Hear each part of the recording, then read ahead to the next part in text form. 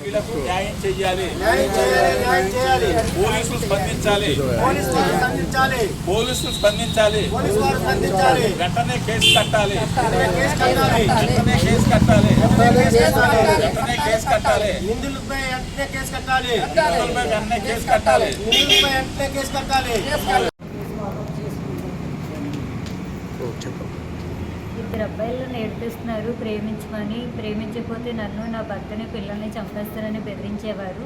నేను వాళ్ళ బెదిరింపులకి భయపడి నిజంగానే చంపేస్తారని నేను మాట్లాడేదాన్ని. అలా ఆ మాటలు చనువుగా తీసుకొని ఆ మెసేజ్లు అన్నీ పెట్టుకొని నన్ను అక్కడికి రా ఇక్కడికి రా అని బెదిరించేవారు. నేను అలాగే భయపడి వెళ్ళేదాన్ని. నేను అసహ్యంగా బట్టలు లేకుండా అలా వీడియోలు గట్టా తీసి బీచ్కి గట్టా తీసుకెళ్ళి అక్కడ బీచ్లో నన్ను కొట్టి నాతో సంతోషంగా ఉండాలంటే నేను అలాగే ఉండేదాన్ని. దాంతోపాటు ఒక అమ్మాయి కూడా నాకు సాయం చేసింది. అమ్మాయి పేరు అరుణ. ఆ ఇద్దరు అబ్బాయిల పేరు సోము, రవి. అది మేము పోలీస్ స్టేషన్కి తీసుకెళ్ళి కంప్లైంట్ ఇచ్చాము. కంప్లైంట్ ఇస్తే రేపు ఎల్లుండని మమ్మల్ని చాలా రోజులు తిప్పించారు. మేము ఆకివీడు ఎస్ఐ దగ్గరికి భీమవరం కూడా వెళ్ళాము.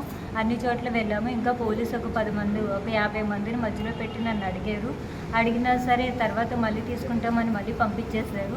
అలాగే మళ్ళీ 11:30 వరకు కూడా పెట్టి మళ్ళీ రేపు రండి కేసు కడతాం అని చెప్పారు. అలా 10-15 రోజులు తిప్పించుకున్నారు. కానీ కేసు అయితే కట్టలేదు. తిరిగి మళ్ళీ వాళ్ళిద్దరి చేత, వాళ్ళ వదిన గారి చేత నా భర్త పైన, నా భర్త అన్నయ్య గారి పైన మళ్ళీ రేప్ కేసు పెట్టించారు. అది ఈ కేసు ఫైల్ చేస్తేనే ఆ కేసు కూడా ఫైల్ చేస్తా, రాజీకి వచ్చేయండి లేకపోతే అని బెదిరిస్తున్నారు. నా భర్త నన్ను చంపేస్తాను అని బెదిరిస్తున్నారు. దయచేసి నాకు న్యాయం చేయండి. నన్ను, నా బిడ్డకి, నా భర్తకి రక్షణ కల్పించండి. నా భర్త ఉద్యోగం పోకుండా చూడండి. నా భర్త మీద ఎలాంటి కేసు ఉండకూడదు. నా భర్తకి, నా మామయ్యకి అసలు అమ్మాయి ఎవరో కూడా తెలియదు. అసలు ఏ రోజు మాట్లాడలేదు. కానీ కౌంటర్ కేసు పెట్టేస్తున్నారు. ఈ కేసు అయితే తీసుకోము, రాజీకి వచ్చేయండి, కడితే 2 కేసులు కలిపి కడతామని అంటున్నారు.